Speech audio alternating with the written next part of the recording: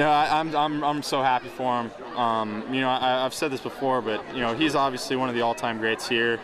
You know, an outstanding player. But I just can't say enough about how good of a guy he is and how great of a teammate. You know, he has been, you know, a great friend to me since I've been here, and you know, it couldn't happen to a better guy. So I couldn't be happier for him. What did he teach you when he was here?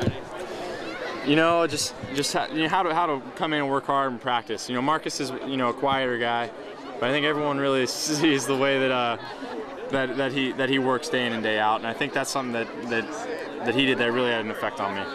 So is he replaceable? Are you guys going to be able to fill that gap this season? You know, that's a hard question, because you know, I wouldn't say he's replaceable, but I think, you know, we have a lot of guys who can make a ton of plays for us. Whether it's one of them or several of them, you know, we've got the guys to kind of fill that void, and you know, they'll be different than Marcus, but I think we'll find guys to make plays. Who are those guys? You know, I think you know, we got a lot of guys who have experience.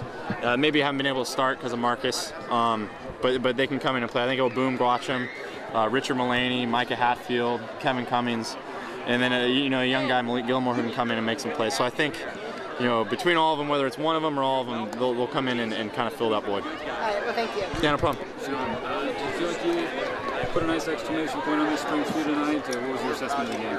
I felt pretty good about it. You know, when I think about it now, and obviously I haven't looked at the film, you know, I think there's really only one play that I'd like to have back. You know, and I even think about that, I think really all of it was good except for the throw. So, you know, you know, that kind of makes me slightly unhappy, but I think when I really think about how the whole day went, I felt like I was pretty sharp. When you threw the interception with Murph, did it make you feel doubly bad when you saw him kind of hobble off there a little bit? Yeah, you know, I haven't really had a chance to talk to him lately. It's not supposed to be bad. Oh, okay, well that's good. You know, Murph, we came in together as freshmen, and you know, he's a real close friend of mine. You know, obviously I care a lot about him, and you know, it's a bummer that I guess he got rolled up or something. But believe me, he won't let me hear the end of it. So.